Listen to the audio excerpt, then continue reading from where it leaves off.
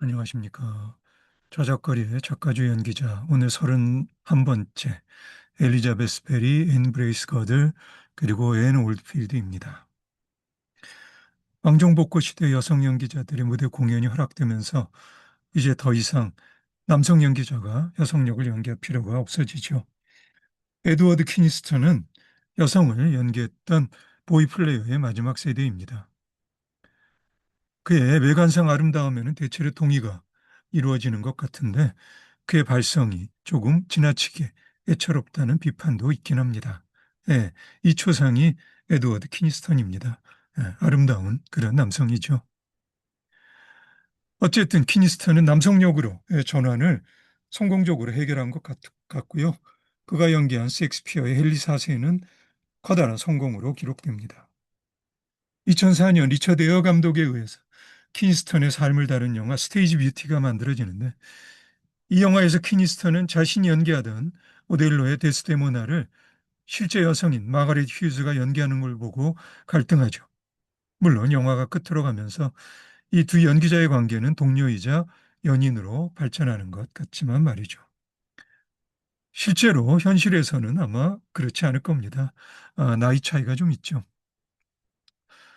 영화가 아닌 현실에서 에드워드 키니스턴과 버킹엄 공작인 조지 빌리어즈의 동성애적 관계는 잘 알려진 소문입니다.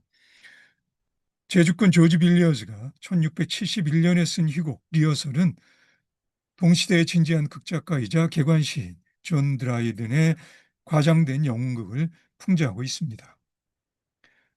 왕정복고의 윤리적으로 흐트러진 전반적인 분위기는 조지 빌리어즈의 술 친구들인 로체스터 백작 존 윌모트, 극작가 조지 에서리지, 시인 찰스 애들리 또는 극작가 윌럼 위철리의 작품에서도 잘 드러납니다. 도르셋 백작인 찰스 세크비엘은 뛰어난 재능을 갖고 있으면서도 단지 게을러서 한 편의 작품도 남기지 않죠. 극단적으로 금욕적인 세계관과 가치관을 기반으로 한 청교도 혁명의 뒤이은 왕정복고가 극단적으로 향락을 추구한 것은 일종의 반동적 현상으로 이해할 수 있습니다. 그리고 돈과 사랑과 죽음을 가벼이 여기는 경향에는 삶에 대한 어두운 냉소주의가 감돌고요. 존 윌모트나 윌리엄 와이철리의 작품에서 동시대 위선에 대한 신랄한 저항을 찾아볼 수도 있습니다. 어쨌든 매독으로 죽어가던 존 윌모트는 삶의 마지막 순간에 신앙을 회복합니다. 로체스터 백작인 존 윌모트는 방탕하이면서 감성이 예민한 시인이자 극작가였어요. 아직까지도 금서인 소돔은 그 노골적인 외설성으로 유명하죠.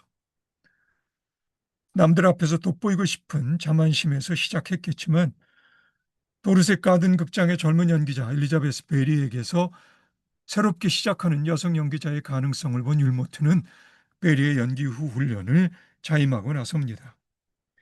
스테이지 뷰티와 같은 해인 2004년 로렌스 던모 감독에 의해 만들어진 영화 리버티는 특히 존 윌모트가 연기자로서 엘리자베스 베리를 성장시키는 과정에 초점을 맞춘 영화입니다. 엘리자베스 베리의 초상이고요. 상당히 당당한 풍모의 여성 연기자입니다. 실제로도 영화와 크게 다르지는 않았을 거라 생각되는데 존 윌모트에 의해 감성과 연기의 상호작용에 눈을 뜬 엘리자베스 베리는 무대에서 토마스 페터튼과 어깨를 나란히 할 만한 연기자로 성장해서 왕정복고 시대의 대표적인 여성 연기자가 되죠. 남성 폭력과 격렬한 기질로 유명한 그녀는 너데니엘 리의 라이벌 여왕들 공연 중에 무대에서 실제로 라이벌 여성 연기자 부테를 칼로 찔러버립니다. 그리고 그 유일한 것이 무대 의상으로 두르고 싶은 베일을 부텔에게 뺏겨버린 그런 것으로 알려져 있습니다. 어처구니 없는 그런 이유였죠. 무대에서 엘리자베스 베리의 당당한 존재감과 강력한 음성, 특히 드라이든이나 리의 영웅극의 정평이 있었습니다. 동시에 그녀는 섬세한 감정 표현에서도 또한 발군의 귀량을 과시하고요. 엘리자베스 베리를 연마한 극작가 토머스 오트웨이의 비극 고아에서 모니미아 역이나 극작가 토머스 서던의 치명적인 결혼에서 이사벨라 역으로 엘리자베스 베리는 관객의 눈물샘을 말려버리죠. 엘리자베스 베리의 신뢰받은 후배인 브레이스 거들은 토머스 베터튼 부부의 돌봄하에 아주 어린 나이에 무대에 선 것으로 보입니다. 엘리자베스 베리 옷자락을 잡아주는 역할에서부터 시작한 앤 브레이스 거들은 일종의 경외심에서 절대로 엘리자베스 베리의 역할을 연기하지는 않았다고 합니다. 엠브레이스 거들의 초상입니다. 조신한 모습이네요. 우연처럼 극작가 윌리엄 콩그리브의 작품들에 엘리자베스 앤과 앤이라는 이 두 연기자들에게 잘 맞는 역할들이 있는 것이 극단 운영자 토머스 베터튼에게는 행운이었습니다. 이러한 행운이 우연인 것만도 아닌 것은 콩그리브가 앤에게 보통 이상의 감정을 품고 있었기 때문이기도 하고요. 두 사람이 비밀리에 결혼했다고도 전해집니다. 왕정복고 시대 위대한 아마추어 콩그리브의 대표적인 작품 세상만사에서 밀라먼트의 역할은 오로지 앤 브레이스 거드를 위한 역할입니다. 물론 그녀의 연기가 지나치게 정숙을 가장한다는 비판이 없는 것은 아닌데 그녀 연기에 그녀의 인품이 배어있다는 평가에 지나친 것은 아니고요. 1689년에는 에프라벤의 과브렌터에서 세메르니아를 연기합니다. 에프라벤은 영국 최초의 여성 문필가이죠. 엘리자베스 베리가 출연한 토머스 서던의 치명적인 결혼도 에프라벤의 소설을 극화한 것입니다. 왕정복고기 조악한 시대를 반영하듯 문체는 거칠지만 따뜻함이 있고요. 무엇보다도 그녀의 작품에는 자유로운 영혼이 살아 숨쉽니다. 그 1년 후 1690년 엠브레이스 거들은 리차드 3세의 레이디 앤의 역할과 오델로의 데스데모나를 연기함으로써 관객의 주목을 받습니다. 1660년 베터튼의 배려로 마가렛 휴즈가 데스데모나를 연기한 이래 이제 무대에서 여성의 연기가 관객에게는 당연한 듯 자연스럽습니다. 혹시 에드워드 키니스턴이 객석에서 엠브레이스 거들의 데스데모나를 보았다면 그가 앤의 연기에서 어떤 교감을 경험을 했을지 궁금하네요. 만일 객석에 키니스턴이 있었다면 연기자로서 부록의 나이에 접어든 그가 분장실로 약간 16세의 앤을 찾아갔음에 한 표를 던집니다. 실제로 연기자로서 엠브레이스 거들의 매력은 동갑내기 극작가 니콜라스 코우로 하여금 법정 변호사라는 직업 대신 계속 극작에 전념하게 하죠. 로우가 1632년 메신저와 필드의 공동 창작이었던 치명적 지창금을 개작해서 1703년에 발표한 진정한 참여자는 토머스 베터튼이나 데이빗 게릭 같은 남성 연기자들 또는 엘리자베스 벨이나 앤 올필드 또는 사라 시든스 같은 여성 연기자들이 자신들의 연기적 능력을 과시할 좋은 기회를 제공합니다. 로우는 1715년 개간 시인이 되죠.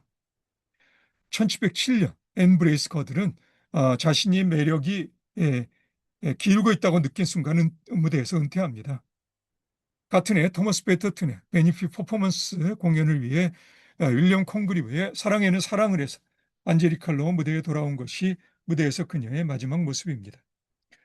드라이든의 프롤로그와 에필로그, 그녀가 무대에서 자주 읊었다는 기록에서 그녀의 인기를 짐작할 수 있겠고요. 예술적 재능은 평범하지만 관객의 취향을 읽어내는 재주는 뛰어난 극작가이자 연기자 콜리 시버는 오늘날 작품보다는 자서전으로 기억되는데 그에 따르면 앤 브레이스 거들의 미모가 유독 출중했다기보다 그녀가 무대에서 뿜어내는 생기발랄함이 관객들을 사로잡은 것으로 보입니다. 그 매력이 결국 유괴 사건을 불러오고요. 그 와중에서 앤의 상대역이었던 연기자 윌리엄 마운트포트가 살해되기에 이릅니다. 콜리 시버 본인도 앤의 상대역을 열망했지만 이루어지지는 않고요. 감상적인 대중취향을 읽는 시버의 재주는 1700년 리처드 3세의 번안에서도 분명한데 아마도 셰익스피어를 제외하고는 모두를 열광시킨 이 작업으로 그는 1710년 드루레인 극장의 지배인 중 한 명이 되고요. 궁극적으로는 1730년 개간 시인이 됩니다. 1706년 앤 브레이스 거들의 은퇴에는 젊은 연기자 앤 올드필드의 등장이 한몫합니다. 외모의 아름다움과 표현적인 눈빛 연기에서 앤 올드필드는 엘리자베스 베리와 앤 브레이스 커들의 빈자리를 눈부시게 메웁니다. 드루리 레인 극장의 크리스토퍼 리치는 이름 없는 존재로서 극단에 합류한 앤 올드필드의 연기자적 자질을 영 못 믿어 하는데, 하지만 사람 보는 눈이 있는 콜리 시버가 자신의 작품에 그녀를 기용하고요. 곧이어 왕정복고 희극의 마지막을 장식한 극작가 조지 파커의 작품 모병관에서 실비아 역으로 앤 올드필드는 런던의 관객들을 매료시킵니다. 처음 바느질 연습생이었던 앤 올드필드의 연기자적 자질을 알아본 이도 파커였고요. 왕정복고 시대 여성들에게 남장이 유행이었던 배경에서 짧은 바지를 입은 앤 올드필드의 실비아는 시기적으로도 적절해서요, 관객들에게 커다란 호소력을 발휘합니다. 앤 올드필드의 초상입니다. 무대에서 앤 올드필드는 기품 있는 움직임과 풍부한 눈의 표현력, 그리고 명료한 발성으로 원래 주 영역인 희극뿐만 아니라 비극에서도 동료 연기자들의 찬탄과 시세움을 삽니다.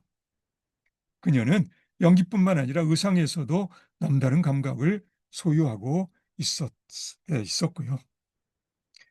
그녀에 대한 사회적 평판이 다른 연기자들과는 달라서 1730년 그녀는 웨스트민스터 사원의 극작가 콩그립의 무덤 근처에 묻힙니다.